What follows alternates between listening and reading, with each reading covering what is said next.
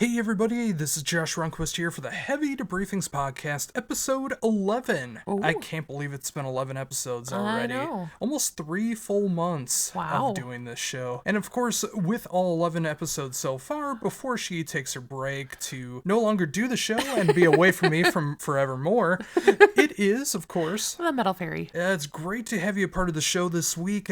We have a lot of stuff to talk about this week. A lot of stuff in horror, a lot of stuff in gaming, a lot of drama that has also come up as well, and of course all the fun shenanigans of hearing a metal couple ramble on about the stuff that we enjoy. Exactly. So starting off, we have some news, and shocker, again, we don't have any celebrity deaths to report this week. Yeah, I think once we hit that 10 episode threshold, I think we're going to be good for a while. We're going to be good for a while, hopefully. Knock on wood. But we do have some drama, like you alluded to. Thy Art is Murder has been causing some headlines lately. Yes, their brand new album just came out on Friday. It is their first through their own label, and they decided that after a lot of turmoil behind the scenes, that they were going to get rid of their vocalist, CJ McMahon. Yes. Or McMahon, or McMahon, however you wish to pronounce We've it. seen a lot of people pronouncing it different wacky ways. Yes, but, Oh, you kids. but just like Vince, it's McMahon. Yes. But with that, you know, it's kind of weird to like drop a new album and then on the very same day you announce that your vocalist is no longer a part of the band. And it's very strange because you gotta imagine that the CDs and the vinyl are already pressed with his Yeah. vocals on there. Yeah. But on the digital versions, his voice is gone. They actually delayed their album a week. Yes. So they could re-record brand new vocals. Yeah. And as of right now, there is no indication of who the brand new singer is, but they are just about to start their European tour. I don't know if he's going to be wearing a mask or a paper bag over his head or something like that while doing things. This whole thing is just bonkers already. Yeah. But, there's more. Would you like to cover some of this? Well, just getting back into what happened with them, like, it seems like there's some pretty legit reasons why this guy was cut out of the band, but it's just hilarious that he had no idea that he was even out of the band. He was still promoting the album, thinking he was on it, and then they released it without him on it. So it's pretty funny, but Mr. Ronnie Radke has come out with some opinions on this, because, you know, he needs to put his opinions on everything. Well, we haven't talked about why Ronnie is putting his stamp on this. Because he's a tool? Well, he is a tool. Paige's tool. Oh, I'm sorry, Sanjaya. No, Soraya's a tool. But the straw that broke the camel's back is apparently CJ McMahon has been posting a lot of anti-trans stuff online. Yes. One of the biggest ones that came out was, I don't remember everything in detail of the video, but the mother talked about their child as saying they're both male and female, which CJ replied online that mother should be burned to death. Now, as someone who cares very much about gender studies, how does that make you feel seeing that in any kind of light? Well, of course that's disgusting, and that alone is reason enough to cut him out of the band. I know they have other reasons too, apparently, but that alone is enough for me. But yes, this loops all the way back to the greatest frontman in all of the 21st century of heavy metal, Ronnie Radke of Falling in Reverse, where he decided to inject himself into this even though he had no part of it. He is calling for a boycott of Thy Art is Murder for kicking CJ out of the band, and for standing up and applauding his views on trans rights. If you couldn't figure out how much of a tool he is already. Which is also funny because he is so against cancel culture. Yes. Yet he's trying to cancel Thy Art is Murder by doing the exact same thing. Yeah. You know, fight fire with fire. Yeah. Because that always works. Well, and I mean, he's also, you know, essentially saying that they should separate the art from the music, or sorry, the artist from the music. The art from the artist. Yeah. But like, he's very contradictory with that too. I mean, he's kind of going back both ways. Yeah, no one asked him about this. He just injected himself into all of this to try to get Falling in Reverse and, of course, his persona of Ronnie Radke out there in the public. I'm not sure if he's taking a hint from his fiance and trying to make this like a wrestling show or something like that. Right. Who knows? Maybe this whole thing is like a heel persona. Maybe. Which it is working because I hate the guy. Yeah. Yeah. But, no, I mean, everyone is entitled to their opinion. Everyone is entitled to have the views that they have. But the problem is, no one wants to take the consequence for having the opinions and the thoughts that they have. Well, that's the thing. You're entitled to your opinion, but if you put it out there, you're also entitled to have the backlash that comes along with it. Yes, exactly. And that's why I feel there is no real cancel culture. No, it's just consequences for people putting stuff out there. If you don't want the consequences, don't put it out there. Or become a better person and don't have those feelings. Exactly. Exactly. But, that's the ideal are world. you familiar with Thy Artist Murder? I know the name, but I don't know their music at all. Okay, well, I have interviewed them in the past. I have not interviewed CJ. I interviewed one of their guitarists who actually used to live in Richfield. Oh, okay. Yeah, I remember in that first interview, we talked about Richfield for like a good 5 minutes and how great of a location that was. I think I remember that interview, yeah. Yeah, so that was cool. And Yeah. I'm glad to see that in the cesspool of social media, there are bands out there that actually do stand up for fellow human beings. Yeah. And just their rights to live. Exactly. There's enough hate in the friggin' world right now. And especially with trans rights when it has nothing to do with you, has nothing to do with your family. It is just things that you don't like. Yep. And you have to throw your opinion out there and spread hatred out there. I'm glad there's bands out there actually standing up for trans rights, Black Lives Matter, everything that has been really ramrodding the right side of people. And I think there needs to be more of that as well, because people have been so protective and so sheltered and everything for so long in life because of fear of being who they really are. Exactly. Now the tables are turning, and the bigots out there are starting to feel some of those repercussions that people who just wanted to live their lives are experiencing. And guess what? They don't like it. So, any more thoughts on that before we continue on? No more thoughts on that. I mean, I think we kind of covered it. If you're a horrible person, you're good. You deserve to be called out on it. So there you go. And maybe buy a Thy Art is Murder t-shirt. I think they kind of earned it for everything that they've had to go through right now. So moving on to even bigger news. Somebody here hit 900 interviews this week. Oh, posh. Oh, posh yourself. Well, I think you've done an amazing job doing 900 interviews. What? Oh, it's not you? You didn't do No. 900? Oh, you silly goose, you. It's you. Oh, shucks. Yeah. Oh, shucks. It's me. It's you. Although, technically, as of yesterday, it's 901. Well, yes, that is true. But with an upcoming interview that's going to be coming up. But yes, I have officially hit the 900 mark. Yes. And 900 official interviews are out there in the public right now. That is quite the milestone. Well, thank you very much. And technically, it's more than 900. There's just some that were a little... Oh, yeah. There's some local ones where the bands have broken up before the interview even came out. There's some that I just don't respect the people that I've interviewed before it came out or during it. And there's some other ones that I would love to get rid of now that I'm not getting rid of. Iced Earth, for example. Right. Well, not the Stu Block one. I got nothing against Stu, but the John Schaefer ones, it's a little tug-collery. Exactly. And if you include all the ones where I got ghosted on, it would probably be closer to like 1,300 now at this point. At least. But no, this is a huge milestone for me. It is. In a little over 12 years, I was able to hit 900 interviews, and I'm so thankful for that. I'm so thankful for everyone that's been checking out the interviews, that have been supporting me all these years. All the different versions of the podcast where I used to play interviews, or that would be the entire show is just doing the interviews, or just talking about it here. And you are a huge reason why I still keep up with it after 10 years now. Pish posh. No, it's if anyone knows me, if they know I've had a rough life and I've been dealt a really, really bad hand in the poker game. But I do have someone that's on my side that has always wanted me to be able to keep going with this because they know how much I love doing it, how much it means to me. Every time that I want to quit, someone is there to be able to, just bring me back to reality and just be the person that I need to be able to continue going, because there would be no heavy debriefings without you.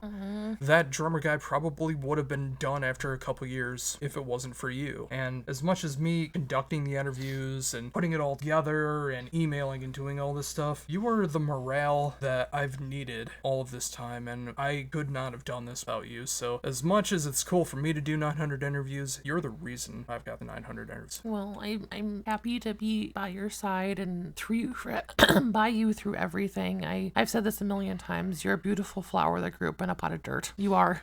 And I'm so very proud of you. As much as I've been here to support you, you are the driving force with this, though. And hitting 900 interviews is something not many people in this world get to do.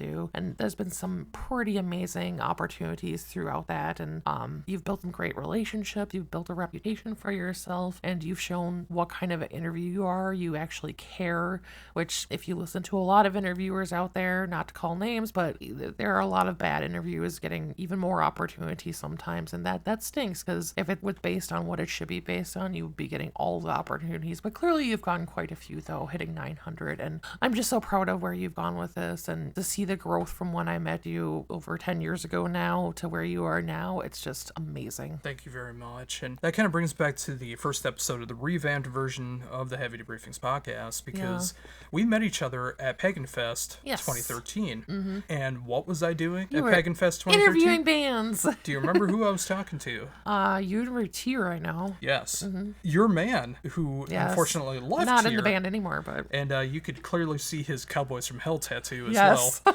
But also Sammy from Insephirum as well. Yes. Yeah, and it's like seeing where I came from there, and like doing every single interview from home now, doing almost everything from Zoom, which I'm wondering if I just need to get the Zoom Premium at this point, because it feels like a lot of interviews just get cut off now. But we'll see what happens with that. But regardless, just the confidence I've been able to build up in myself in that time, and I think you have a lot to do with that as well too, because I had someone backing me up. Even if you weren't doing any questions or being a part of it or anything, you were there for moral support, and I needed that so much. And even now, it's like we'll be getting into the interviews and stuff like that, but my 900th interview was with Blackbriar, one of your current favorite bands going on right now. And of course, being with me, you've got to check out the new album and everything, and you actually got to tell them how much they mean to you. And that was probably my favorite part of the interview, is the fact that you got to tell them what they mean to you. Yeah, there's been a couple times throughout the year where I've gotten to have that chance. Another one was with Jack Russell Terrier of Great White, who is one of the kindest human beings Jack ever. Russell Terrier. Yes, that's what we call him. But yeah, it was pretty amazing. Yeah, and I'm so fortunate to have been able to do that for you, and I hope that can continue to happen. Do you have any favorite interviews that I've done? Oh gosh, not really off the top of my head. I mean, I'll have to think about that one. That's a topic we should come back to at some point. Okay. Favorite interviews you have done. All right. Well, there's 900 so far to choose from. Exactly. So, exactly. Make sure to go to heavydebriefings.weebly.com to check out each and every one of those as well. Yes. All right. Now time to get away from the mushy stuff. We're going to get into the mushy and gushy stuff later. A little bit of a hint of our top 10 for the week. Oh. But now comes my favorite part of the show, where the Metal Fairy tells her real, unfiltered, unadulterated opinions on 3 random songs that I pick out. Sometimes I have an idea of what I want to cover. Sometimes it's completely random and right out of my butt. But let's see where things are going to be going this time. Well, first up, I have the unofficial theme song for the horror movie Clear Lake, Wisconsin. If you look for the trailer for this, almost all of it is cut out, except for like the last 5 seconds of the song, which I'm very confused about, but I remember when it initially came out and this was a part of it. It made me very happy, because I liked the band beforehand, and I still have a huge infatuation for them. The band Fair to Midland, who only have 2 real official LPs, although they did have stuff that is in the underground and not going to be repressed anytime soon. But off of Tales from the Midfly, What I Tell You 3 Times Is True, is of course the biggest song that they've had, Dance of the Manatee. Of course, this is a band that always seemed to be huge in Texas and Minnesota, which is so strange. I mean, our local rock station played Fair to Midland all the time, and they were one of the only FM stations outside of Texas to do so. But you've heard me play these guys over the years. In fact, they were the first band I ever played on air. Oh. What is your thoughts? So I definitely recognize this song. I know you've played this many, many a times. I can't remember any of their other songs, so I can only speak to this song. I will say, just starting off the bat, just for some reason, the name of the band just annoys me. Annoys the living end out of me. I don't know. It just sounds like a band that I would not like at all. Judging the actual song though, the chorus is very catchy. I will give you that. The rest of it, I don't like his voice during it. It's kind of weaker in the rest of it, and I don't know. I don't know what to make of it. Musically, it's okay. It's okay, but I don't know. I guess I'd have to hear more from them to really get a grasp on them as a band though. And, that is completely fair. Darrow has a really wide range of vocal ability. He's doing the highs, he's doing the lows. Yeah. It gets near death metal territory sometimes with almost like a growl that he's got going on. He's got the very high stuff as well, which I can see being a turnoff for some people, but I get it. I think there might be other songs that you might enjoy a little bit more, but this was like their big song. Right. Mm-hmm. And again, it's just so weird that Minnesota and Texas were like the two biggest locations for the band, but I wish they would come back, but from everything that seems like it's going on, that's never going to happen. All right, next up, and speaking of names that you absolutely despise, we have the Red Jumpsuit Apparatus with probably the only song a majority of people will know unless you are a fan of the band, Face Down. And just like we've talked about over the past several weeks, you do have an affinity for the pop-punk kind of emo, late 90s, early 2000s sound. Yeah. And this is one of the lesser bands in that sound, but they were still there. What do you think of this particular song? So I always knew this song, like from hearing it on the radio back in the day, but I never knew who it was. I never looked into it. I knew of the band name also, and like you said, it just annoyed me, so I never looked into more about them. So it was only recently that I discovered that this song was by this band. But it's a very, very catchy song. I mean, I'll definitely give them that. I haven't listened to any more music from them, so I can't speak to that, but I mean, it definitely, it's an earworm for sure. Yeah, and of course it's a song about domestic violence, which you normally don't hear about in this style, especially a band like this, which is a Christian rock band. Okay. Yeah, like, it's just one of those no-no things that you never talk about. They kind of broke that barrier. Yeah. And they are one of those kind of bands. Like, I haven't really kept up with them either, but it seems like they're on the good side of Christianity, where they support people having other religions, they support other people with trans rights and everything else. So I gotta at least give them credit for that, even if I don't know one other song from the band. Exactly. I'm glad in that very niche style of Christian rock that they're able to not just be heavy, but talk about heavy subject matter that really matters. Absolutely. And finally, I figured I should actually put on a song that you actually like the song from, and I think you actually enjoy the band name. Yes. Which is odd for this week. It is the band Poison Black with the song Rush off of Love Stained Despair. Try saying that 3 times fast, you will mess up. But all of that said, how do you feel about this side project of Sentenced? I absolutely love Poison Black. Vile is one of my favorite vocalists. He's just got that deep, gothy style to him, and he's a looker as well. I won't deny that. But no, I feel like Poison Black kind of takes the style of Sentence, but kind of raws it down a little bit and makes it a little dirtier. Not to say that Sentence doesn't have some dirty songs. Drain Me is a perfect example of that. Yeah. But yeah, I love Poison Black. This is probably my favorite album from them, and I love them. Yeah, I do as well. It took me too long to discover Poison Black. I mean, I was well versed in Sentenced before I found out about Poison Black.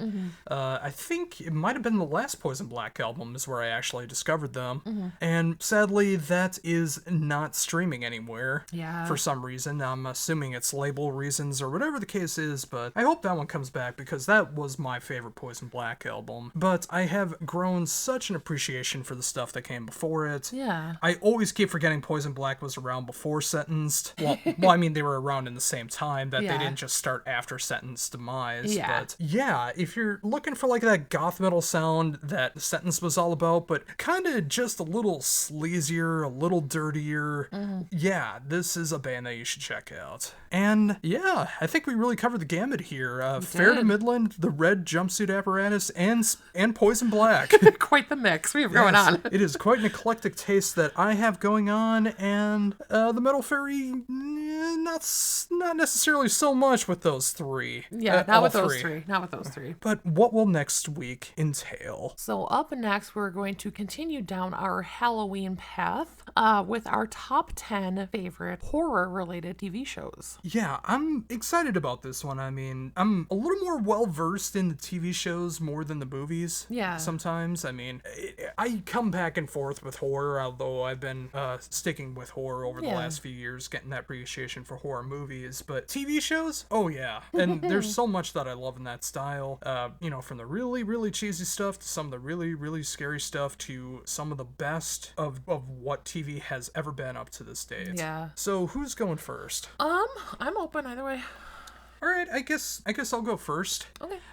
This show only lasted a season, and it does have a little bit of tarnish on it. Okay. Because of the main actor potentially, allegedly doing some things against women, which are not so good, that I can't mention. Okay. But he is also Kang in the Marvel Cinematic Universe, Jonathan Majors. But before that, he was on a one-season show that covered perfectly 1950s and H.P. Lovecraft so perfectly, Lovecraft country. Nice. Yes, it's just that perfect mix of knowing that H.P. Lovecraft was a racist dirtbag, Yes. having that relate to 1950s America, specifically Chicago, and then further southern down as the series went on, and just seeing all the different Lovecraft-inspired monsters coming through, the different side stories that came along through it, good laughs right in the right spots, but it's just like, if you care about sociological aspects of the mid 20th century plus horror, it was a great watch. Yeah, I definitely enjoyed this show too. It didn't make my list, but yeah, I love watching this one. I really wish there could have been a season 2, and I know. It got the ratings for there to be a season 2, but it just was not in the cards. Nope. So my number 10 is Dark Shadows. I had a feeling this was going to be in there. Yes, and I'm talking the original 66 to 71 run. If you're not familiar with it, it was a horror soap opera essentially about Barnabas Collins, who was this vampire who had been trapped in his coffin for 200 years and makes his way back to his family in Collinsport, Maine, and kind of just his life with his family and lots of different supernatural kind of things that happen, but still kind of that soap opera-y type of vibe about it, which I've never been a soap opera person, but like, I love this show. It's so eerie and just, it's like, it's all in black and white. Well, it was made into color later, but it's just kind of that creepy vibe to it. It's perfect. Wasn't there a reboot like not long after? Yeah, there was a reboot. Actually, maybe a couple of reboots. I can't remember for sure. And then, of course, there was that terrible abomination of a movie that they made and tried to make it into a comedy. But I've never seen that, and I will never see it. Well, how do you know it's terrible and an abomination if you've never seen it? Because it's not a comedy. Dark Shadows is not a comedy. Don't give me that look.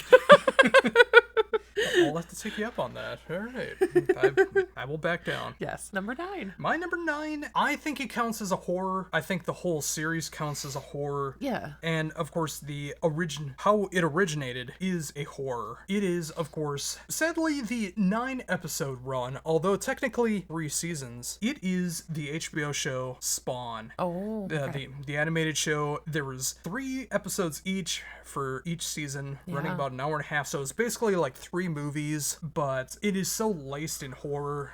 Of course, you are familiar with Spawn, not just from me and my infatuation with Spawn. I mean, you can see the toys that I got around here, the comics that I have. Absolutely. But, of course, an album that we can no longer enjoy as much as we used to.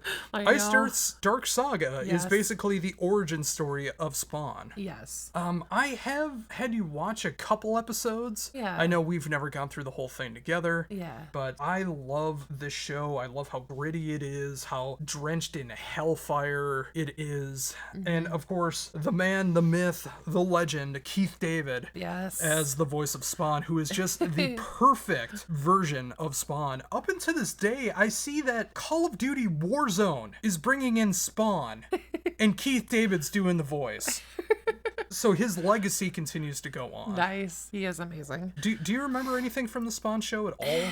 Very little. Like, I mean, like you've alluded to, I love the story of Spawn. But I would have to sit down with the entire series to really be a good judge of it. Of course, I'm not, as we've talked about in previous episodes, I'm not a huge fan of a lot of animation styles and stuff, but yeah, I'm not against going down the path though at some point. Okay. It's not anime, so Yeah, know, that's a plus then. So for my number 9, and kind of like you said, like you felt like that counted as a horror. There are a lot of different ways you can go with horror TV shows, so I'm possibly pushing the lines with some of these, but I don't care. How dare you? I know. My number 9 is Lucifer. I think it counts. I do too. I mean, so if you're not familiar with the show, it's a more recent, like in the past 10 years it was started. I can't remember when it started exactly, and it was on for what, like 7 seasons or something like that. Something like that. Anyways, it's about Lucifer Morningstar, the devil. He gets sick of his life in hell, so he decides to come to Earth and kind of initially enjoy the pleasures of Earth. So he opens up a nightclub and just kind of is living this kind of bachelor lifestyle almost, until a crime happens at his club and he kind of meets this detective who's working the case. Detective. And she kind of awakens another side in him, and he kind of discovers that there may be hope for his soul. And so I won't give any more away, but I think it's such a fun series because it has kind of that dark side to it. I mean, you're dealing with the devil and a lot of kind of the characters that come about with that character.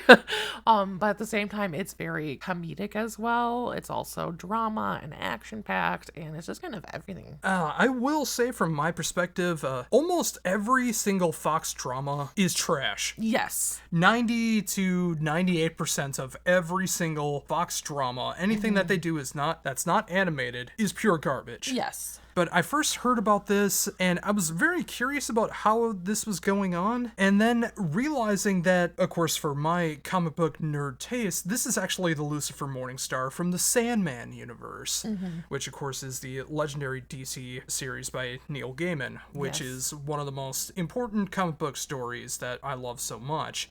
I love the Netflix show, which has the right amount of dry humor, horror, and all these other aspects. Even though it didn't make my top 10, I did want to bring up Sandman for similar reasons. Absolutely. But of course, if you've ever seen the Sandman TV show on Netflix, you'll be very confused on how this is related to Lucifer, as they made a huge change in Lucifer's character in the Sandman series. They did. Although it was both on Netflix, that would have been the perfect opportunity to combine both shows. Yes. Because Lucifer's final 2 seasons were on Netflix. Yeah. So I don't understand necessarily why they couldn't just make those two work together, but it also works at the same time because it made a lot of people in the right-wing agenda very upset. So which is if you always can a do plus. that is great. Yes. But from someone who was kind of apprehensive to check this out because it was on Fox, I actually got a huge kick out of it. I kind of missed out on the last couple seasons because I didn't know what kind of direction they were going to be going in. Yeah. I know you loved it. I think you even cried at the end of the series. I did. Yeah, but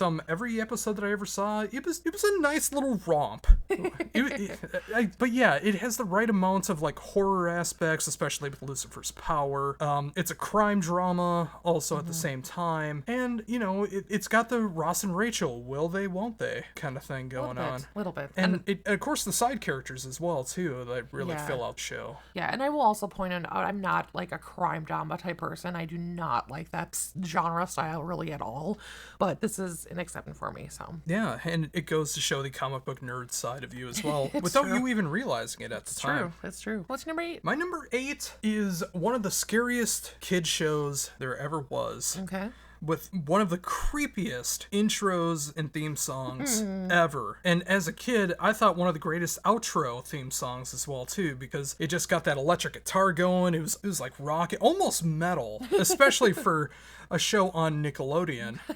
I think you might be knowing where I'm going with this. I do. It's Are You Afraid of the Dark? Yes. The first of many of these type of things that will be showing up in my list. Wink, wink, nudge, nudge.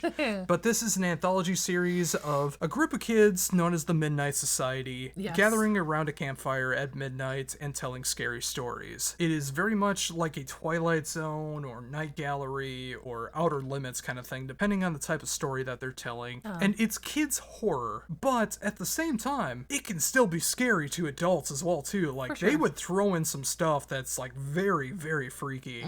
And as someone who grew up in the right age of that early 90s Nickelodeon, from Are You Afraid of the Dark to Ren and Stimpy, they would have some very outrageous, how did they get away with this on children's television type stuff. And I miss that. But yeah, these were just like really short anthology episodes, and it was just so great to see like that really scary stuff that was just appropriate for my age. Yeah, I watched some very early on Are You Afraid of the Dark, but a lot of it was kind of after my day in the Nickelodeon world. But I enjoyed what I watched, though. Well, good for you. It's actually on Pluto occasionally, so if you ever want to check out Are You Afraid of the Dark, it is playing on there. Yes. So my number 8 is Buffy the Vampire Slayer. And that is a movie. He is, I knew you were going to say that. I knew you were going to give me a look. He is firmly into the movie and not the TV show, even though he's never watched the TV show. And you've never seen the movie. I've seen parts of it. I've seen parts of it, and I have nothing against it. I just love the TV show. That will be a future What's Your Problem. This will be discussed later. Yes. We're saving this one for closer to Halloween because we're kind of having a rough time with What's Your Problem right now. Like, we're having a hard time coming up with stuff, especially to try to fit the Halloween mood. So we're saving this one. Exactly. But continue on. But yeah, I mean, if you're not familiar, it's a teenage vampire killer who, in this version of Buffy anyway, she kind of loops in a bunch of her friends to kind of, who all kind of have their different strengths to help her fight vampires and different kind of demons and stuff like that. And, you know, it's a little bit of a teen drama too, though. You know, there's some of that in it as well. There's, you know, who she's going to end up with. Is it going to be Angel? Is it going to be Spike? And all that too. But it's just a really fun show. Yeah. I will have to take your word for it. Yes. Because I'm not going to watch it. You will sometime. I will not. We'll get back to this. I refuse. I resist. You told me before that you would. I'm trying to build up stuff for What's Your Problem. Oh, fine. What's your number 7? My number 7 is probably the oldest show that I have on here. Although I think it takes place at the same time as another one that I'll be talking about later. But this one is very near and dear to me, mainly because of the start of the Simpsons parodies of it, and then I started to watch it on my own. It is Alfred Hitchcock Presents. Yes. Yes, another anthology show that's from the sick, twisted mind of Alfred Hitchcock. Yes. And basically doing half-hour runs of these different horror scenarios, and much like a Twilight Zone, much like an Outer Limits, much like a Night Gallery kind of stuff. All of that stuff, of course, coming after this. But this was like the first real horror anthology show. And it's very near and dear to me because Alfred Hitchcock was a master of horror. Oh, yes. And the fact that you could even get away with some of the stuff that he did on TV at the time, it was just so great to see that. And every time that, it's been a long time since I've seen it, but anytime I've ever seen it, I just got a real kick out of it, and I've thoroughly enjoyed it. I will get into my thoughts on this at a later time. Ooh. My number 7 is The Chilling Adventures of Sabrina. And the looks are continuing. That's the wrong Sabrina. No, it's not. Is the other Sabrina on your list? No. 10, this is alcohol. He's chugging his Diet Mountain Dew. So this was a Netflix show that was canceled 2 years ago, about roughly somewhere in there. Right about. It was only on for 3 seasons, I think.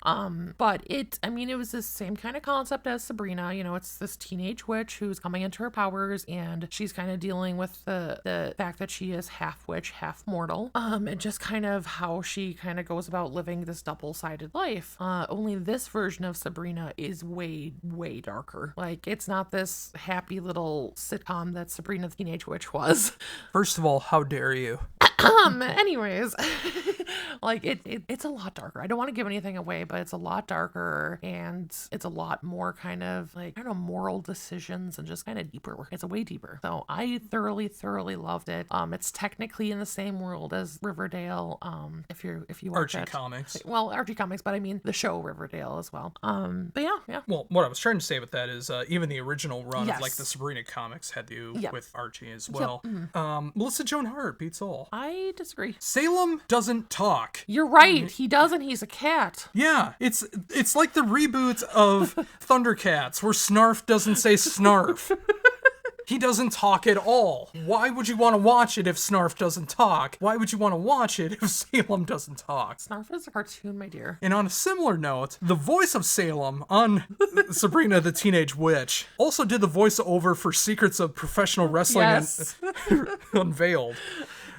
Where, of course, one of my favorite lines, she was a stunt granny. Yes. Something that we always go back and forth each other on. Exactly. Moving onward, though. What's your number 6? My number 6 is a show that we haven't finished. Okay. But I don't know where it's on. Yeah. I think we kind of just forgot about it at the time. Okay. But it is based off of my favorite horror movie series of all time. Oh, I know where you're going with this. Yes. Ash versus Evil Dead. Yes. Yeah, I am a gigantic Evil Dead fan. I love all of the movies.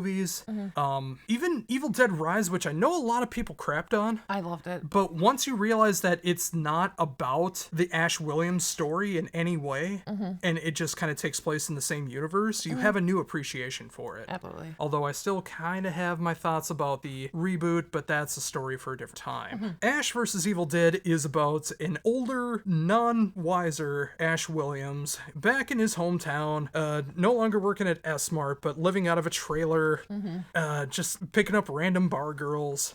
And while he was doing his business, one of the bar girls decided to raid from the Necronomicon while stuff was going on, and it brought back all of the Deadites. And one of his former S-Mart co-workers decides to go on the adventure with him, and other people get involved. Lucy Lawless shows up at one point. Yes. It's just the perfect mix of horror and comedy. It makes up for no other movies with Ash actually in it.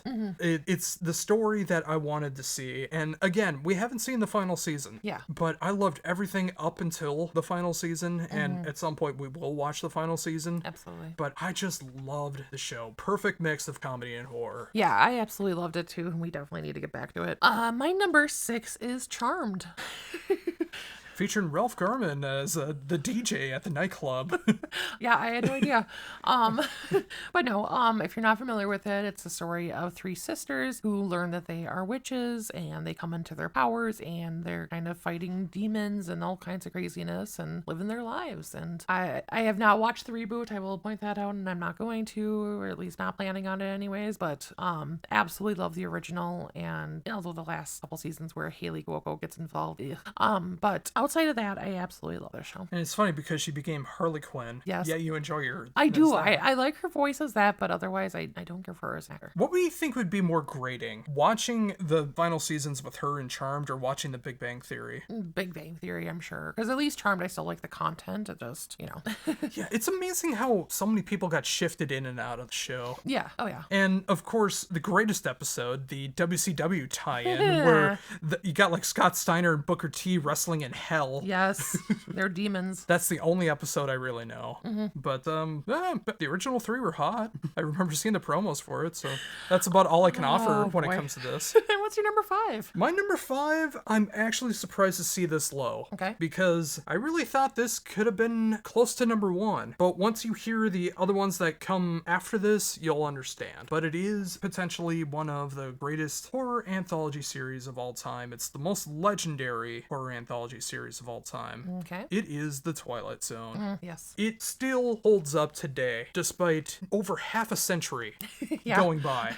It still holds up just the same. How crazy is it to say that it's been that long? Yeah. Ron Serling knew exactly what he was doing with the show. Absolutely. And the fact that he got like some of the biggest names in Hollywood at the time being able to episodes for all 5 seasons. And it's funny because they kind of did the Metalocalypse thing, which we're going to get into later, where everything was a half hour. Then one season was an hour, and then it went back to a half hour. Yeah. Much like how Metalocalypse on Cartoon Network was usually 11 minutes, then it was 22, and then it went back to being 11 again. Yeah. So they're kind of parallel in that sense. But yeah, just there's so many legendary episodes of Twilight Zone. Whatever episode you choose as your favorite episode of the Twilight Zone, no one can knock you for, because they're all stellar from Yeah. start to finish. Yeah. And I know this holds some something near and dear to you as well too. Yeah, and I will get into that later. Ooh. My number 5 is True Blood. One of my favorite shows. I just absolutely love this show. If you're not familiar with it, it's about a girl who lives in Louisiana, Sookie Stackhouse, and Stag-ass. Suki. who comes into contact with a vampire, and vampires are a thing in their world, and they're becoming more kind of in the public spotlight and kind of the world dealing with that, and she eventually learns that she has powers, and then there's other creatures that become involved as well, werewolves and other shapeshifters and stuff like that, and it's just it's like that supernatural side, but it's also kind of almost kind of a dirty South feel to it, you know. And it's just perfect. Is it perfect though? I mean, there's been a lot of discourse about it where the last 2 seasons kind of went into a direction a lot of people did not want. I mean, there are things I would change, but I still thoroughly enjoyed it all the way through. Yeah. Weird. Anyways, your number 4. Yes. My number 4 is the second newest. I was about to say the newest, and then I realized I was wrong. But this is another horror anthology that I love. The perfect sense of comedy, horror, camp, just everything about this. It is the kind of the revival, although it's the very first TV adaptation of it. It is Creepshow. Ooh. I love the Creepshow movies so much, and the oddball Creepshow movie that's not actually called Creepshow. I'm forgetting the name of it off the top of my head. Yeah. You know what I'm talking about. Yeah. But I love the TV show so much. They have 2 different stories in every episode usually, although there's been a couple that just had one. Sometimes they're actually doing their best to be scary. Sometimes it's so outrageously campy that all you do is laugh all the way through because of how silly it is. It's just got everything that I love about the Creepshow movies, just updated for a newer audience. Yeah. And I don't know what's going on with the newest season. I'm sure it's being held back now because of the writer's strike and everything. But I'm sure. we really need to get the app back when there is the new season of Creepshow coming out, because I desperately need to see that. Yes. I need that in my life. Yes. I'll be honest, I totally forgot about this one. But yeah, I thoroughly enjoyed this one. Yeah, it just has those classic elements, but it's a little bit modernized, and yeah, love it. Sure. My number 4 is Alfred Hitchcock Presents. Ooh. Yeah, so I mean, you touched on a lot of it earlier, but I'll add that I just love his personality, the good evening, and then I love how like every episode he ends with some kind of quirky thing, you know, just his little charm of a joke or such, and he's just a mastermind. He was a mastermind, and there's nothing not to love about him. And I already touched on it, but I love how in Treehouse of Horror they made fun of the intro to Alfred Hitchcock Presents with the overinflated stomach and everything to get Homer to do. Yes. And then of course Alfred Hitchcock, his impersonation, good evening. Yes. As well. Just like it's so perfect. Exactly. What's your number 3? My number 3, actually, these 3 really could be interchanged at any time. I understand. But I went with what holds truest to me. Yeah. And wouldn't you know it, this is another anthology series. What?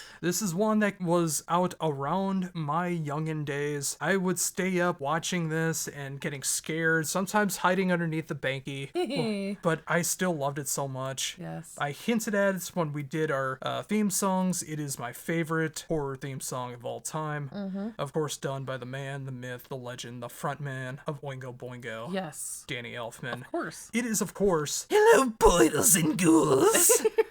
It's Tales from the Crypt. Yes. Again, everything that I said about Creepshow can be said about Tales from the Crypt. Yes. But just earlier. Yeah. Tales from the Crypt, not just an amazing comic series, not just 3 of the best/worst movies ever made with like Bordello of Blood, which I remember trying to show you and you fell asleep about 20 minutes into it. I think it was one of the first movies I ever tried to show you. Yeah, that one I don't think I ever saw back in the day, but It's my favorite of the 3, and we need to rewatch it because one of the Corys is in it, of course. Yes. But when it comes to the TV show, it's just so perfect. I mean, you got the Crypt Keeper, who is one of the most legendary personalities in all of horror. Yes. I'd put him right up there with Vincent Price and Elvira and Joe Bob Briggs and all of them. All of his horrible, stupid jokes make me laugh every single time. Yes. And of course, you know, me doing the Crypt Keeper voice, that's one of my favorite voices to do. Yes. It takes a lot out of me to do the voice, but I do like doing it.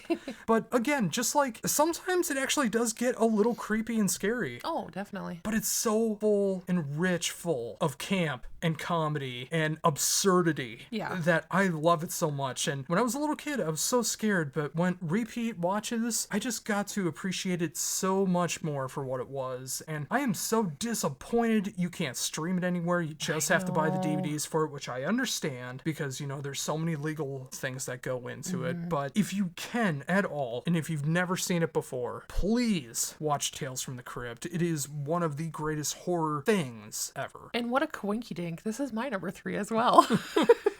Hey now. Yeah, I love The Crypt Keeper. It just takes me back to like being a little kid, staying up late on the weekends, watching horror stuff, whether it was on Sci-Fi or watching like USA Up All Night, stuff like that. He's such a character. I remember I got to meet him at Crypticon one year. Lucky. I know, and he was such a character in person too. But yeah, I love that, you know, it just takes you down any kind of wacky well each episode, and he always has his little charm that he adds on, and it's the perfect. That's not the way to get ahead in life. What's your number 2? My doctor told me not to do that anymore. My number 2 kind of fits as a horror. Okay. I consider it a horror. Yeah. And in the last season of the show, at least so far, they only had like 1 or 2 episodes that are quote unquote horror. I know where you're going with this. But I consider all of it to be horror. Yeah. And an updated version of The Twilight Zone. It is, of course, the blackest of the black, Black Mirror. Yes. I love this show. Yeah. I love the way it tackles technology and the horrors that come with it. I love the way that it tackles sociological issues and what we do with that technology. Just shows that all people are just garbage in some way, shape, or form. Absolutely. And sometimes it's deservingly so, the consequences of what happens on the show. Sometimes it shouldn't be that way, but it's just the circumstances. And every single episode is so different from each other. Yes. And, you know, whether it's VR love, whether it's a politician having to enjoy himself with a pig, whether it's the last episode where it's actually a Red Mirror episode, which is their horror side now, where they basically do a 70s blaxploitation movie with the devil, with the singer who originally did Rasputin. Just like, it can go in so many different directions and it works so perfectly well. Yeah, werewolves, technology, even Miley Cyrus I didn't even mind in the episode that she was in. Yeah. And hearing the horror stories of what she had to go through with that, like the burning of her house happened while she was making that episode. Oof. Yeah, like there's a lot of bad stuff that can come with that. But yeah, if you've never seen Black Mirror, I could not recommend it more. Yeah, this was close to making my list, but it didn't completely make my list. How dare you? I know, but I do love it though. And similar to that, my number 2 is The Twilight Zone. What I love about The Twilight Zone, and much like Black Mirror, is each episode really makes you think, like, about some kind of like grander concept. Whether, you know, you're trapped in this building and you come to find out at the end that you're actually a doll in a dollhouse in somebody else's world. Or there's monkeys on the wing of a plane and nobody believes you. Gremlins. One of Shatner's best roles. Yes, absolutely. Like, there's just so many wacky kind of things that can happen, but they really make you think deeper about some kind of human thing, you know? And I love that. I absolutely love that. Imagine, if you will, a terrifying creature living in your yard. Yes, I do a Ron Serling as well. Unless you really, really know me, you would have no idea that I do a lot of impersonations and stuff. All the time. Usually the Metal Fairy's the only one who gets to hear them because she's one of the only people I trust to be able to do that. And she has told me many a times I could make a career out of doing voiceover work, and you know, that might be something I would want to try at some point, but I also just love doing it to make you laugh. And I just want to throw it in occasionally in here too, because when it fits. And you know, Ron Serling has one of those voices that's just so perfect to mimic. If you can do. All I need is a cigarette in my hand and just being able to talk about the horrors of reality. Yes. But I do all of this to stall my number 1 pick. Yeah. Because if I had to guess, I am pretty sure we have the same one. We have the same number 1. I'm pretty sure we do too. I do have a couple honorable mentions though. I'll just quick throw those out quick. All right, sure. So number 1, Swamp Thing. Oh, yes. I mean, speaking of USA Up All Night. And sci-fi. And sci-fi. That was just such a classic from back in the day. Also Night Gallery. Night Gallery, one of the a severely underrated show. Absolutely. And finally Tales from the Dark Side. So all of them kind of in that kind of anthology type of format, do we say.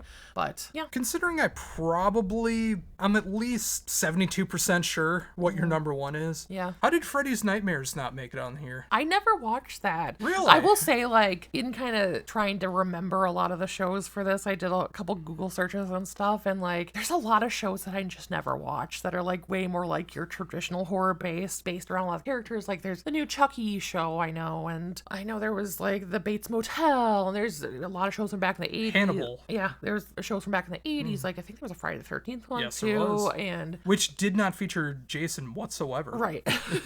So there's a lot of traditional shows that I just haven't watched, so I can't really speak of them.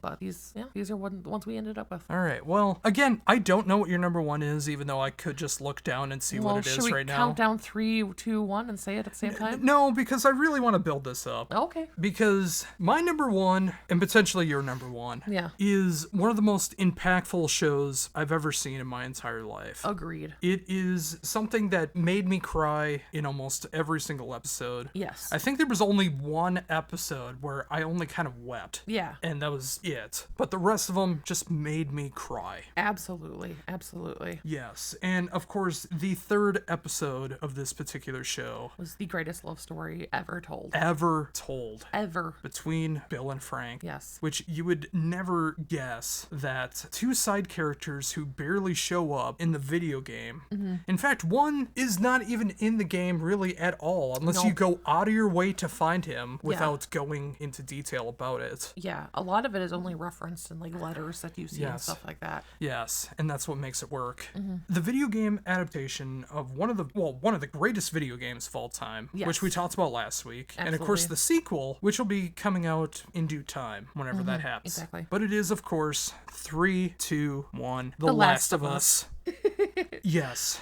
Pedro Pascal is the perfect Joel. Absolutely. Absolutely. Bella Ramsey does an amazing job as Ellie. Yes. I didn't necessarily buy it at first, but she won me over, Yeah. pretty much instantly. Yeah. She's amazing. Yeah. And of course, it is the story of Joel and Ellie going cross country for reasons that I'm not going to get into. Yes. But of course, it is a world of infected people. It's zombies, but it's not zombies. It's much different. Yeah. But unlike what The Walking Dead tried to do, where they make it so much about the people, The Last of Us makes it about the people that are still alive. But you just care so much more. Oh, yes. The writing is so much better. Absolutely. I think it's because the creators and the writers of the game actually had something to do with the TV show, unlike The Walking Dead. Absolutely. And taking such drastic changes, again, like Bill and Frank. You meet Bill in the first game. You don't meet Frank. No. But they told the most beautiful hour-long love story in the apocalypse that you could ever imagine. Yeah. That just made me burst into tears. And I could not stop crying Yeah. at the end of the episode. Well, not the very end of the episode as it goes back into Joel and Ellie, but everything that leads up to the end of the story of Bill and Frank is they should both win awards for that episode, Absolutely. and I really hope that they can get Emmys for that. If they could share 2 Emmys. Yes. Because they both perfectly fit 100%. into that. And it's possibly my favorite episode of TV I've ever seen. Yeah, I would agree with that. Although I could say that about all the other 9 episodes as well. Yeah. Which covers the entire first game of The Last of Us and the DLC as well. And I can't rave about it enough. It was everything that I wanted it to be and everything that I couldn't imagine it would be rolled into one. How about you? Yeah, I mean, it's beautiful, it's heartbreaking, it's terrifying, it's every emotion you can think of on such an intense level. It makes you feel in all those different directions. And you don't have to have played the game, you don't even have to know anything about the game, you can enjoy it for what it is. It's beautiful, beautiful. Although I couldn't recommend playing the game enough, though. Oh, absolutely. Like, if you watch the show first, go and play the game. Yes. If you've played the game, go and watch the show. And compare and contrast, because there are are particular moments that you can compare and contrast, and a lot of things that are just like perfect, dead on what happens in the game happens in the TV show as well. But yeah, one of the greatest games ever made, one of the greatest game series ever made, and at least as of right now, the perfect season of television. Yes. So how about you? Do you have any favorite horror TV shows that you grew up on, that you currently watch? Anything that we've left out? Yeah. Please let us know on social media or in the comments down below. So going from the scary world of horror TV shows to the scary world of not knowing if you're going to keep your job due to mergers. Yes. We're here to talk about some wrestling content, and wow, what a week to be a part of World Wrestling Entertainment, Yes. or sorry, TKO, I believe, is the new name of the merger between WWE and UFC. Yes. So there were a number of cuts. It started off with some of the corporate side cuts and some of the higher up VP cuts, but then a bunch of wrestlers were announced. So Well, first I want to mention that Dana Warrior got Yes, released, she which did I get could not released. be more thankful for, as she is a terrible, horrendous person. Yes. But continue on. So I'm just going to go through the list of names, and anybody we want to chat about, we will. I believe I have this divided up by NXT and main roster. So All right. we'll start with NXT. Quincy Elliott. No idea. No idea. Bryson Montana. No idea. No idea. Dana Brooke. I didn't know she was in NXT. According to the list I saw anyway, she is. Oh, I believe it. Yeah, I didn't know exactly. she was a part of NXT. Exactly. Either she was misused or she brought nothing to the table. Yeah. I don't know which one it could be. Yeah, I know who she is. Like, we've seen her wrestle in the past, but it was nothing of excitement. Mansoor. One of your favorites, easy on the eye guys. Although I will say more so before he cut his hair. I'm pretty sure he was told by me to I'm do sure that. he did. I'm sure he was. But yeah, he was very easy on the eyes. But yeah, Of course, he was of Saudi Arabian descent, but he was actually very, very good in the ring. he was. He was really good. And the reason I kind of bring that up is because WWE and Saudi Arabia have a deal going on for, I think, a couple more years now. Yeah. Where they're working together. And Saudi Arabia wanted to bring in some professional wrestlers, and you know how I feel about Saudi Arabia. But Mansoor is actually a good person, and he's a good wrestler, and it's unfortunate to have seen him let go. Yeah. Mace. Yes, a part of that ill-fated group with Dijakovic and other people that were a part of that. I totally forgot their name. We were not watching during the time. Yeah, I don't know who it is. Yeah, not that familiar. Okay. Daba Kato. I'm not familiar with. He was after our time of watching WWE. Yeah, must have been. I know I've heard people talk about him, but I don't really know him. Yeah. Shanky. Not familiar. Not familiar. Ulisa Leon. Nope. Daniel MacArthur. Nope. Kevin Ventura Cortez. Any relation to Jesse Ventura? I don't know. Alexis Gray. Nope. Brooklyn Barlow. Any relation to Matt? I doubt it. And Eichmann Jiro. Not familiar. I think he might have been in New Japan or DDT. Okay, maybe. Yeah. Other than that, I'm not entirely sure. Okay, moving on to the main roster, we had Matt Riddle. Good riddance. Yeah. Look into the backstory over the last several years with Matt Riddle if it piques your interest. He's not just the weed guy. He is an No. awful human being. Yeah, he really is. And I'm kind of surprised he got the cut, considering Vince McMahon is still there. I know. Dolph Ziggler. This one shocks me, as I thought he was a company man through Yeah, and through. I thought he was a lifer. Is he going to join his brother? Is his brother even with AEW still? Per appearance, I Per think. appearance. Okay, maybe. Who knows? Maybe they'll start a tag team. Maybe. Shelton Benjamin. Shell Benjamin. Yeah, he was one that started right when I stopped originally watching WWE, WWF. Then he came back and we kind of saw him do some stuff. Yeah, he wasn't really pushed at all, and so it was hard to kind of see what was there. In fact, that's the only thing I really remember him doing is the Usos just saying, Shell Benjamin. Yeah. That's it. Yeah, pretty much. Top Dollar. I really only know him thanks to Botchamania. Yeah. Where they constantly show him in the Royal Rumble, like, throwing himself out over the top rope. Like, he tried doing, like, a dive. He got caught on the ropes, and he pretty much just, like, eliminated That himself. guy. Yep. Yeah, he was just, like, this huge, giant guy, and then, like, Michael Cole just kept making fun of him all the time, and I'm assuming that's why he got released. Probably. Riddick Moss. Former Minnesota Vikings, Riddick Moss. Okay. Main thing I remember from him was being a lackey for Baron Corbin for a little bit of time. That's Okay, it. Yeah.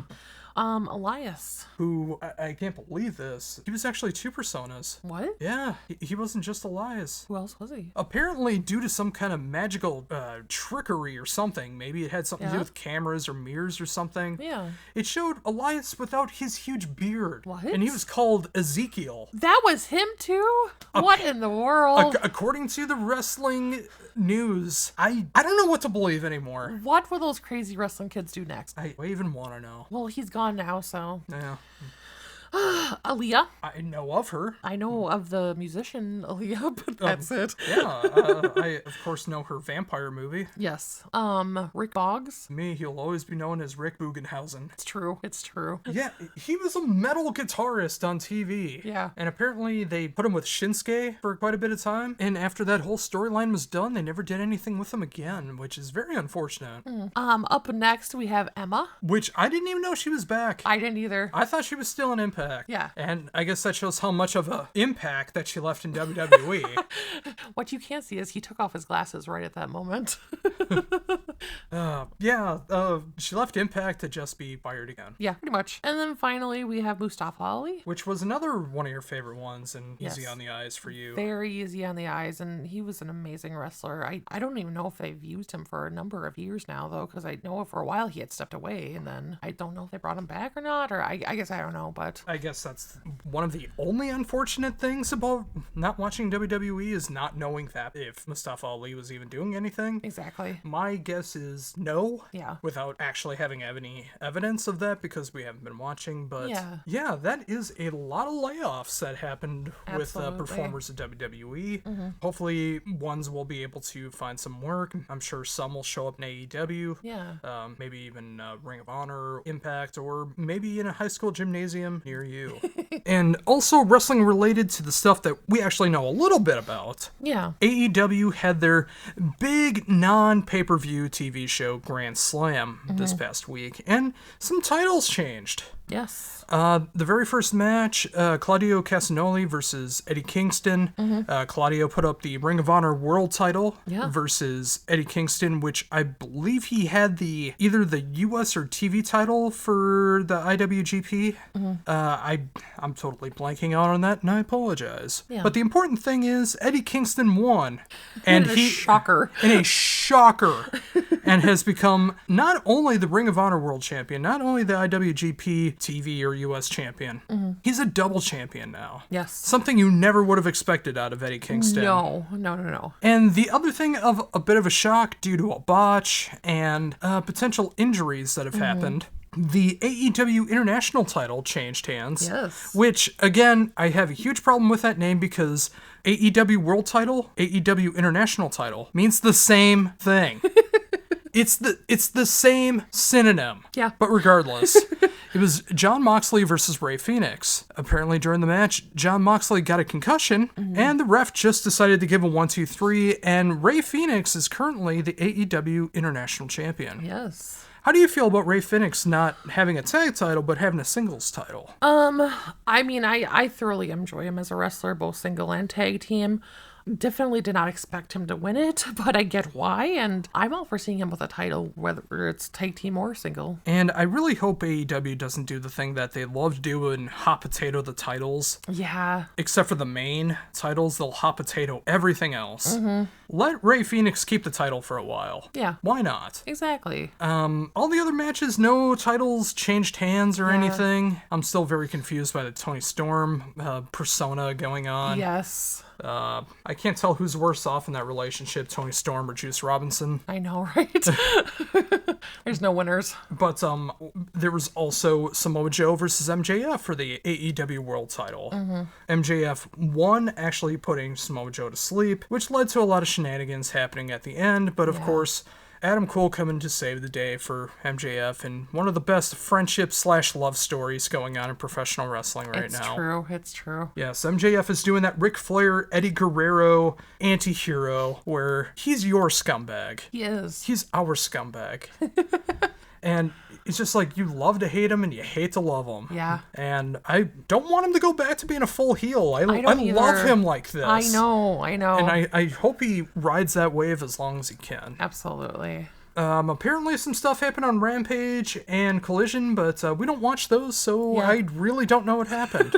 Yes. And I'm still confused as to why we don't, considering CM Punk's not involved Yeah. anymore. Yeah. Is that something you want to start watching again? Collision? Or is it... Maybe. Or are we just sticking with Dynamite? Maybe. It depends on the bill and if I'm home, obviously. I venture out occasionally on the weekends. But, yeah. Well, right on. All right, so also on TV, but we know not everyone enjoys wrestling, so we do TV in a different segment. Yeah. Next week, our shows are coming back onto Fox. Oh, yes.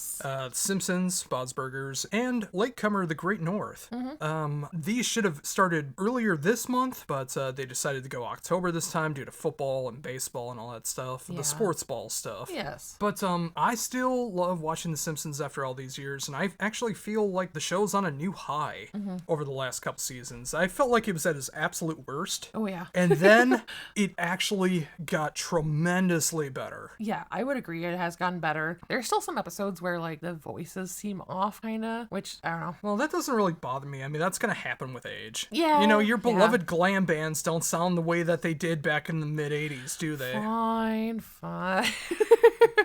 But yeah, it has gotten better than it was for sure. The show that has maintained probably the best balance of everything, Bob's Burgers. Yeah. It's a show that neither of us watched. I knew H. John Benjamin from Archer and John Benjamin Has a Van, one of the most underrated shows on Comedy Central ever, and I wish there was some way to be able to watch that again. But just one random night, we were watching Adult Swim, and we saw an episode of Bob's Burgers, Yeah. and we've been in love ever since. Yeah. It's just such an easy watch. Like, it's funny. It's not like make you fall off your seat funny or anything like that. But It can. It can. But it means it's just easy entertainment for you, you know? And it's consistent and you actually care about a lot of the characters, and Tina is my alter ego, and yeah. I know you want to be Daria, but I'd like to believe I'm Daria, but I'm yeah. But yeah, I think Gene and Linda can be a little much. Oh, absolutely. At times. Absolutely. But I think that's a small price to pay for how consistent the show has been from the beginning all the way to up till now. Exactly. And I can't imagine this season would be any different. Yeah. And of course, like I mentioned, a newcomer, The Great North, we've been enjoying Yeah. over the last season or two. Which, of course, Bill from The Last of Us is the Yes. dad in The Great North. Full circle. It all comes full circle. But yeah, it's from the creators of Bob's Burgers and related stuff like that. But Yeah. it's another one of those just like easy shows Yeah. to watch. Exactly. It's a little more on the progressive side. Although Bob's Burgers obviously has a lot of progressive stuff going on there as well too. Yeah. But like with the main characters. Yeah. But you know, instead of being on oceanfront property, it's in Alaska. Yeah, and Alanis Morissette is the moon. No, she's a constellation. Well, constellation. Okay, sorry. Yeah, she is a series of stars. Yes.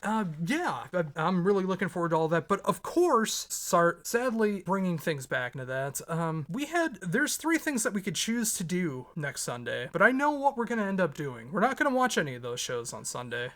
We're probably not going to go see Black Parade at the Amsterdam Bar and Right. Hall with Wolves in the Throne Room and area.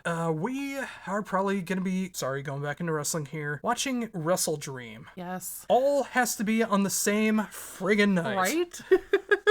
So, yeah, if you want to skip our wrestling content as we go over match by match next week, just remember there are timestamps. Please check out the rest of the show as we still have quality stuff. Yes. But, yeah, I wish we were going to be watching the shows, but hey, we'll watch them on Monday instead. Exactly. So going down the TV and movie well a little bit further, we finally finished up Metalocalypse, and we also watched the opera, and we watched the movie. What were your thoughts? Yeah, season 4, I didn't watch or I completely forgot everything that happened. Yeah. So it was completely new to me. And like I brought up with the Twilight Zone, it went back to being 11-minute episodes, which I honestly feel works better for the show. Yeah, I What agree. about you? Yeah. I agree. Yeah, the shorter episode just kind of fits it better. Yeah, like the 3rd season is still good, but it feels like some of the gags just kind of went on too long and they really didn't know how to cut it. And it was just like all kind of fluff to pad out 22 minutes. Yeah. Yeah. But regardless, regardless, I enjoyed the whole series, especially with the way everything left off before the Doomstar Requiem. Like, what did you think of the fourth season? Yeah, I enjoyed it. Definitely leaves you on a little bit of a cliffhanger-y, what's gonna happen situation. Everything's kind of messed up. But I thoroughly enjoyed it. Yeah. Yeah, I did as well. And, just all the great voices that happened throughout the series and all the great metal jokes that happen. I mean, there's so much to appreciate. But of course, the real true final episode, if you want to call it that way, the last thing that shows up on Adult Swim, unless the movie does, is of course the Doomsday Requiem, the Deathlock opera. Now, I only saw this while I was on Dilaudid, so I didn't remember anything that happened with this. And you've never seen it before. Right. What did you think of the Doomstar Requiem? I enjoyed it. Like, I didn't think I was going to enjoy, like, singing throughout the entire, thing, but it was better than I thought it was going to be in that respect. But, Is that why you avoided it? no. I had a feeling it might get on my nerves, but it totally just fit. It fit. Well, I think it fit really well as well. Like, I love the fact that, of course, has that death metal side to it. Sometimes it became, like, very campy, Toki Wartooth style, happy, fun kind of sounds. You got Corpse Grinder playing the villain, which is always great. Yes. And that left off as a huge cliffhanger as well. Yeah. Because after everything ends, and my favorite Deathlock song, Blazing Star, is playing out and goes to the credits, it has a gigantic cliffhanger of what the F is going on. Yes. And for 10 years, that was just the end. But thankfully, this year, Army of the Doomstar has come out, and we rented it on Amazon. We watched it right after the opera. And what did you think of the movie? I loved it. Like, I really and spoiler alert, so don't listen if you haven't seen it or going to see it. But, like, I like how they really, like, just honed in on their characters even more and, like, deliberately pointed it out. Like, who's the dad, who's the mom, who's the, like, little sister, Toki, and who are the brothers. And, like, Toki, like, having been rescued and stuff, like, they just let him more down into this, like, little childlike creature that he already was. Him having, wanting to be brought to the bathroom by somebody else and like starting crying because he was getting yelled at for looking at the pews in church. Just like funny things that you wouldn't expect from a grown man unless you know it's Toki.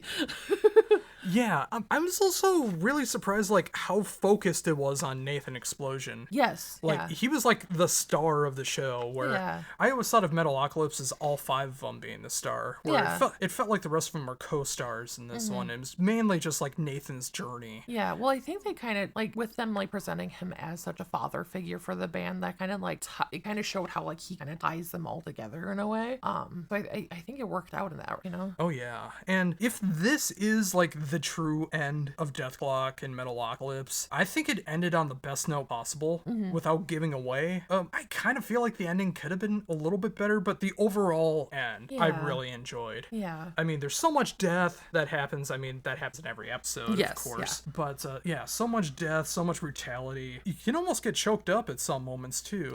You could. And of course, yeah, baby. Dr. Roxo, the rock and roll clown. I do cocaine. Yes, he does make an appearance. Only one appearance, though. And it's hilarious because, of course, Toki is the only one excited to see him and everybody else is just annoyed.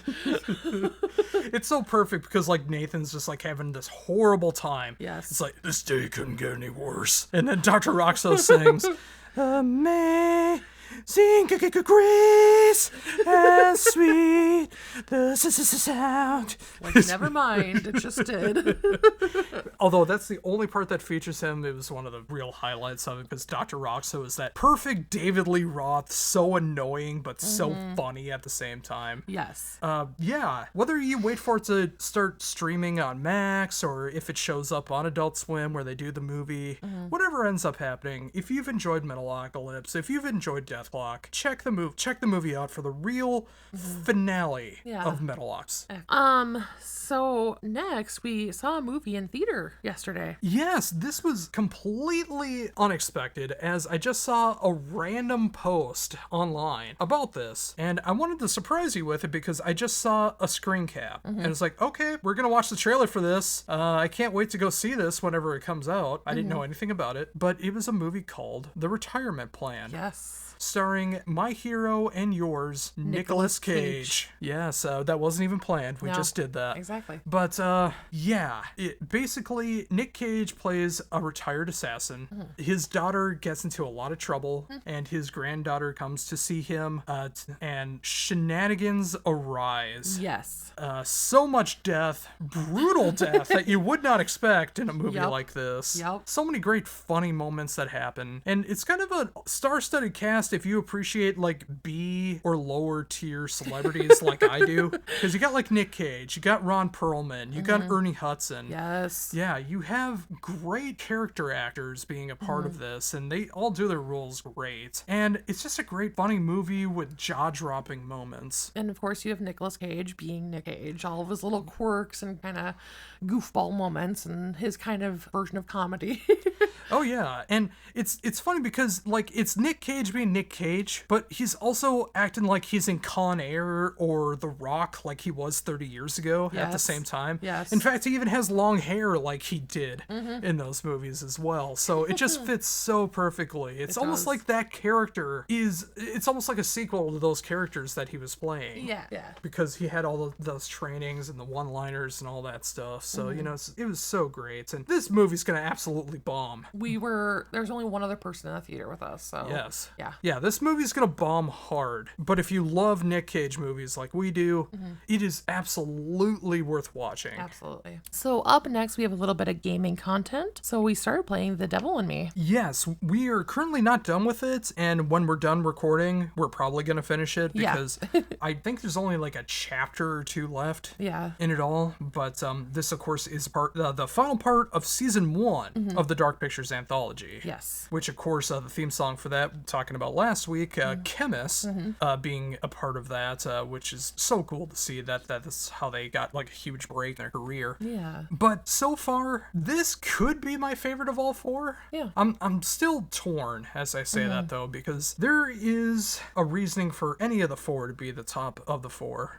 of the Dark Pictures anthology. But what about you? Where are you at right now? Yeah, I mean, I'm going to reserve judgment as far as placement until we've completed the game, but I will say, and this is something I brought up with you when we were playing, like this one hits more kind of the realistic fears, whereas some of the other ones are kind of more far-fetched kind of, you know, ideas and movie things. Like this kind of hits some of the more like, you know, fears of confined spaces, fears of heights, fears of, you know, stuff like that, things that actually can kind of scare you in a normal life. And going back into conversation from episodes past, they actually use jump scares effectively in this. They do use jump scares, yeah. Yeah, and it's done effectively, and they don't overuse them. Okay. It's in the right spots. Okay. Yeah, don't give me that look.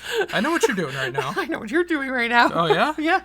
Yeah. Well, anyways, if you're not familiar with it, Dark Pictures Anthology is kind of like choose-your-own adventure horror stories. Yes. They also did Until Dawn, and they also did The Quarry, which is also the choose-your-own adventure. But the Dark Pictures Anthology is an anthology done with the curator who writes down all of your decisions that you make in the game, and sometimes can give you little hints of what is to come. Other times it just goes completely over your head. But they go pretty cheap nowadays, and I think they're worth playing if you like those kind of games where it's like you can control the horror characters and make their decisions. Anything from like what they say to the actions that they take. Sometimes it's their demise. Sometimes you save everybody. It all depends on you, and these are fun to play. Absolutely. You've also been playing Starfield still? Yes, I have over 5 full days in this game so Impressive. far. And no, I don't mean I've only been playing the games like 5 days since it came out. No. I mean 5 full days I've been playing this. Yes. I don't have the exact number in front of me, but it's well over 100, of course. But I'm still enjoying the ever-loving crap out of this. Yeah. I hate how much it kind of just shuts down on me, Yes. but it's a Bethesda game, so I let it slide. Yeah, there's those Bethesda quirks, but they're always fun, I feel like. Oh, for sure. And the Bethesda bugs that happen in there, like, I remember on a planet that had, like, very, very little gravity, I shot someone, they died, and they just, like, floated all the way into the sky and never came back down. So much for looting them. Yeah. It didn't matter, though. It was so funny to just see them just, like, shoot up straight into the sky and then Yes. never come back down. Yes. I know that wasn't supposed to happen, but it was great. Yeah. But yeah, I mean, if you haven't played Starfield and you have reservations about it, I totally understand. But if you are a fan of like Skyrim and Fallouts and those games, like this is just another great adventure in that style. And you know, whether you get it on sale, whether you just get the Game Pass version, or even if you buy it outright, I think you'd have a lot of fun playing this. Yeah. I have been playing a little bit more of F-Zero 99. It's fun. It's definitely fun. I just am not very good at it. So that's my kind of downfall right now. But I'm trying. It's good fun though. And if you have Nintendo Online, it's free. So give it a whirl. And then finally, Cyberpunk expansion is coming out. Yes. Well, actually, the Cyberpunk 2.0 update is out now. I believe that came out on Thursday, which completely redesigns the game. There's so many different things that go along with it, where you basically have to start a new character Yeah. to go along with it. I'm very excited to try that. I'm wondering if I should stop playing Starfield to play Cyberpunk. Yeah. But it comes out on Tuesday, and the expansion is about the length of the original game, That's pretty amazing. which I always got to hand credit to CD Projekt Red for that. I mean, they did the same thing with The Witcher, which, especially the Blood and Wine expansion, is just as long, if not longer, than the main quest in the game. Yeah. Which I love when stuff like that happens and opens up more areas and stuff like that. And that's what Cyberpunk is doing now, too. Like, it's a brand new story that's going on. There's new parts of the map that have been unlocked and a whole bunch of other stuff that I don't know too much about because I want it to be a surprise. But I was one of the defenders early on of Cyberpunk, and rightfully so. It got a lot of crap, or the game shutting down all the time and game-breaking bugs and stuff like that. But ever since then, it has become such a huge, awesome game. And when I've played the PS5 version of it, it runs so smoothly. I have yet to have a single issue with it, which is not the PS4 version that I had all problems with all the time. But I wanted to believe there was no problems with it. So I'm very excited to see what this new update is going to be all about. When I already have it downloaded, I just haven't played it yet. The expansion I do want to get and see what that's going to be all about. Yeah. And yeah, I think it's a game that you would thoroughly enjoy as well too. Yeah. Because it is just an open world game. You get to explore the cyberpunk town and just like all the crazy neon stuff, all the adult acts that you can do. You can control genital size. You know, all the stuff that I know that you love messing around with. So, of course. But no, it's a really fun game. And I'm glad it's fixed now. I'm glad people are enjoying it now. And I can't wait to see what the game was meant to be when it originally came out.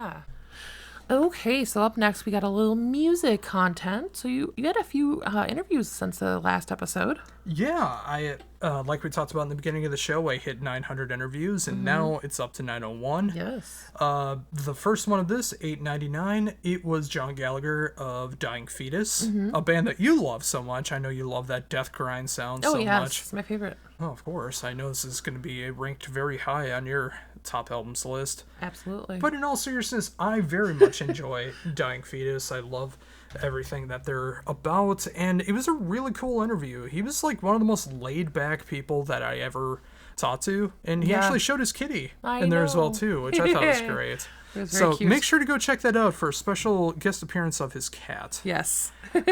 Interview 900, you actually make a little bit of an appearance in there. Well, vocally. Yes. It is the band Blackbriar. Yes. Which is an interview I'm very happy is number 900 because I know how much they mean to you. Yes. This is a band that you showed me, and I fell in love with them. Yeah. So the fact that I could have you be a part of that and, you know, show your appreciation for the band and stuff like that. I'm very happy that happened. Their new album comes out on Friday. Yes. And even though we've been checking it out for quite a bit of time now, hopefully you'll enjoy it as well too. I can understand why people would not enjoy it. I can't. Well, I understand because it is very kind of floaty. It's like ethereal. it's ethereal. It's very fairy inspired as Yes, well too. absolutely. But of course, it's also mixed with like gothic and kind of folk, alternative kind of stuff as well. So the vocal style is not going to be for everybody, but I really think you should give them a chance and just like give them a real thorough chance when the album comes out on Friday, because Absolutely. I think you could be delightfully surprised by how amazing this album is. And then finally, I talked to Joshua Coram of Head with Wings. My original interview 900, but that had to be pushed back because I was under the weather. But we got to talk about their new album coming out October 20th. The interview will be up October 5th, if I remember correctly, to be able to promote the video for the lead single Galaxy, which will be out October 6th. And we got to have a good almost 50-minute long interview where we got to talk about everything from the last time we did an interview to everything that's going on with the next album. Of course, the busiest man in metal, Vikram Shankar, mixed, mastered, and did the keyboards and orchestration on this album, as he does with every single band in the known universe nowadays. Yes. So just that little bit of magic. If you enjoy Vikram's work, I will always praise everything he does. And of course, that talks about the video game stuff as well too, and horror games, because he did Evil Dead the game, which I thought was very, very cool. Absolutely. Outside of that, I know we talked about their singles on previous episodes, but we listened to the full Mercenary album, and I absolutely love it. I think it's amazing. I think it still has that classic Mercenary sound. And I know some people are still kind of hung up on different vocalists and stuff like that, but I think they're amazing. Yeah, this is like, I've had about like 4 or 5 listens to this album now, and it's becoming one of, if not my favorite Mercenary album. Yeah. Which I know could shock a lot of people, especially diehard Mercenary fans.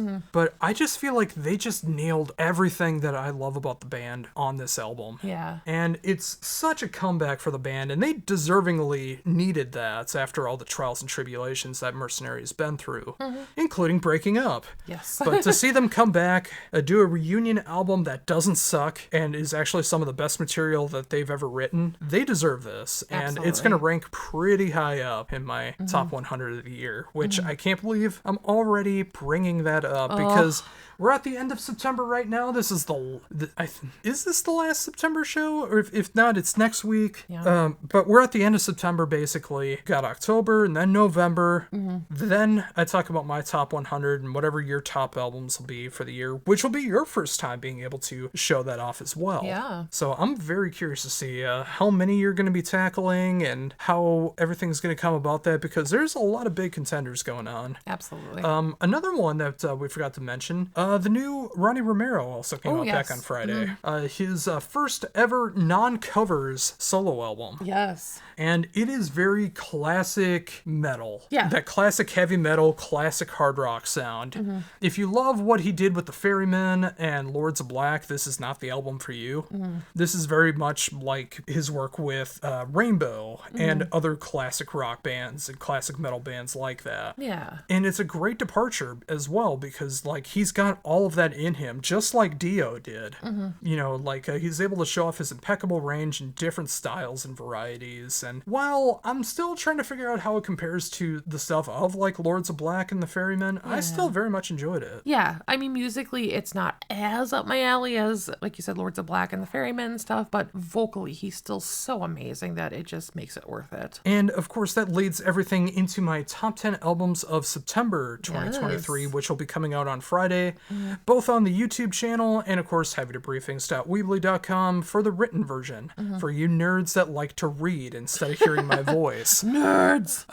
I had to narrow this list down from about 30 to to 10. And this month was harder than it had any right to be, because I didn't know there was going to be so many great albums that were coming out this month. Yeah. But all of that said, I think I got a pretty good list going on here now of everything, but that's not to say that anything that didn't make the list is not worth listening to, because if you're not familiar, I put all of the albums that I enjoy into a gigantic list, Yeah. and right now it's at 181 albums this year. So this is going to be a rough time. And I'm also missing albums from September that I will just not have the chance to be able to check out in time because I never got the promos for. Yeah. Like the new Steven Wilson, for example, Ashbringer, Minnesota black metal band that I thoroughly enjoy. I have to wait till the Fridays that they come out this Friday to find out what they're all about. And they might make my top 100, but they won't, unfortunately, make this list coming out. But I do have 10 fantastic albums to show off. Some you will agree with. Yeah. Some you won't agree with. But isn't that all the fun? Exactly. But, I think with that said, I think that's a great place to end this. Yeah. This has been a very fun show to do, episode 11 of the Heavy Debriefings podcast. That's right. Did you like it? Did you not like it? Is there things we can do better? Is there things you want to see incorporated, brought back, whatever, any of it? Let us know in the comments down below, or hit us up on social media, all under Heavy Debriefings with Facebook, Instagram, Threads, and of course YouTube. But also, for everything Heavy Debriefings, go to heavydebriefings.weebly.com. For now, 900 interviews and counting. Yes. And until next week for The Metal Fairy, this is Josh Ronquist saying, see ya.